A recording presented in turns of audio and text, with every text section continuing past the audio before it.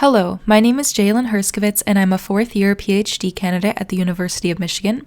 And today I'll be presenting our paper titled Hacking, Switching, Combining: Understanding and Supporting DIY Assistive Technology Design by Blind People.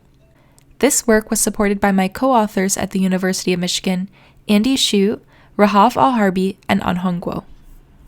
Current AI-based assistive technologies can address simple and common use cases, but they tend to assume universal needs of blind and visually impaired people and are thus one-size-fits-all, rather than accounting for unique differences and desires. To illustrate this, I'll walk through an example given by P1, where they wanted to use the artificial intelligence application Seeing AI to sort mail. However, when they used their phone's camera to scan the envelope, instead of just reading out the information that was relevant to P1, which in this case was their name, the app frustrated P1 by reading all the text that it could see repetitively. In response, P1 imagined being able to filter text based on specific relevant properties, ignoring everything else and reducing their mental load. And this is just one example of how P1 engaged in the assistive technology design process. From cases like this, as well as from prior work, we know that blind people are domain experts in envisioning, designing, and hacking assistive technology. However, because of limitations in assistive technology design, individual needs often go unaddressed. In response to similar issues, do-it-yourself or DIY assistive technology movements have sought to address these unique needs. Additionally, BVI people already engage in customizing and designing their own high-tech assistive technology in order to better suit their needs as early adopters and domain experts in many capacities, like developing screen reader add-ons. However, there is still a range of high-tech assistive technologies that are difficult to hack and alter at the individual level, due to both the skill and resources required and the impossibility of some alterations due to closed software ecosystems. But people still develop their own workarounds with these technologies.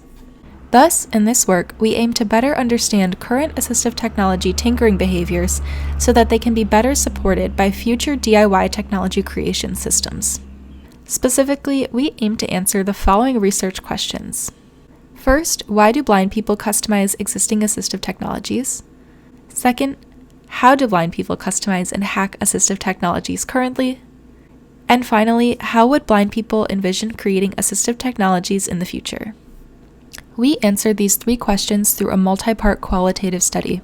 First, we conducted an interview with participants on their current use of existing assistive technologies, focusing on cases where they customized, created, or hacked assistive technologies to suit a unique need. Next, we conducted a 2-week diary study where we asked participants to record assistive technology use. With these first two parts, we aim to answer research questions 1 and 2, the why and how of current customization and hacking behaviors.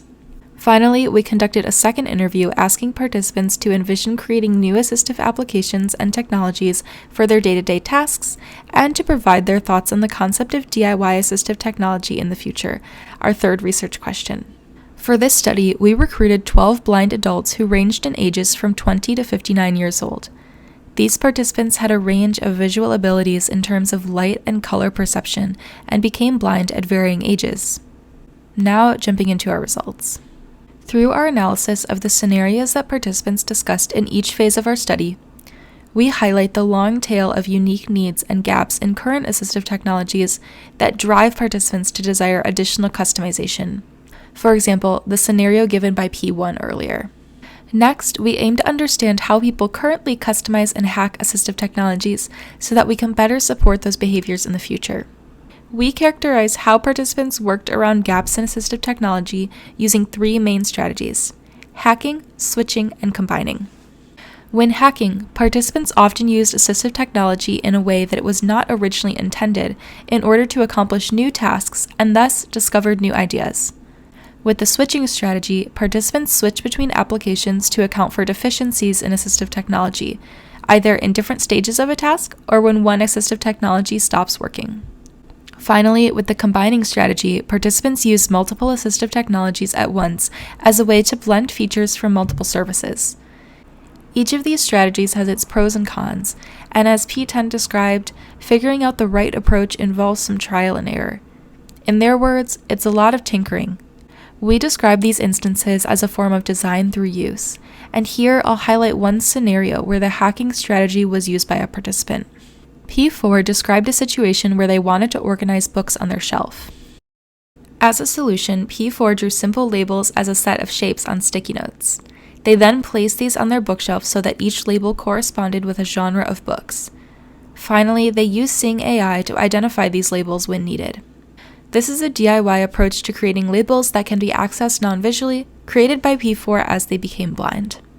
P4 eventually hoped to move from this hacking approach to DIY labels to tactile labels. However, the DIY labels served as an important workaround before they had access to tactile labels. By creating this workaround, P4 engaged in the assistive technology design process. Finally, we summarized participants' ideas and concerns about using DIY approaches, and here I'll highlight a few of those. As exemplified by the strategies for adapting existing assistive technologies, many participants were motivated in the past to create things that met their specific needs. P11 described one benefit of a DIY approach as the ability to personalize technology for themselves. They said, "I think that the value is that you can personalize as you wish. Because sometimes you have an assistive technology, but it's not really personalized. I mean, this technology has to be made according to the preferences of many people." Participants often expressed constantly brainstorming or ideating on new assistive technology approaches. However, these ideas could go unrealized, and providing ways to scaffold and support DIY could bring those ideas to life. For example, P9 described one idea as having been on their mind for a long time. They said, "You never know, people might just be doing some trial and error and something great just might emerge. So you're giving people all of the ingredients and they can make whatever they want out of it." However, DIY creation, especially of high-tech assistive software, is not approachable due to both the technical skills required and the visual nature of assistive technologies. P7, a professional programmer, described difficulties envisioning new assistive technologies. They said, "I think that this is a little bit above my head. I'm not very good with AI, and I'm not really good, especially with images, so I'm not sure why those systems fail, and not knowing why they fail, I can't tell if they could work better in these situations." Finally, participants envision themselves taking on different roles in the creation process. Some envision the process as a collaboration between those with different skill sets. For example, P7 said, "I could see myself maybe as part of a focus group or a think tank." On the other hand, this could also be due to not having an opportunity to contribute to creation in the past. As P10 said, "I guess I haven't really thought of it, because it's just one of those things that you leave to the experts and hope that they get what you want." Given this variation, supporting users in whichever capacity they desire to contribute is key to expanding DIY creation tools in the future. Based on these findings, we summarize goals for supporting DIY creation in the future. These include improving the approachability of creating technically complex systems for non-programmers, supporting different roles and collaboration in the DIY process, and working to address the accessibility issues present when creating visual or camera-based technologies. Finally, from these goals, we consider end-user programming as a potential approach to DIY assistive technology in the future. End-user programming generally aims to make technical creation more approachable, for example, through block-based programming approaches, although these currently have some accessibility limitations. These approaches could also support a shared repository of tools to support collaboration between people with different levels of expertise. Additionally, in our paper, we describe how common use cases brought up by participants throughout our study map to existing end-user programming approaches like block-based programming. To summarize, in this work, we presented an understanding of how blind and visually impaired people currently engage in assistive technology customization and design, and how they envision DIYing assistive technology in the future. Thanks for listening, and I hope you check out our full paper.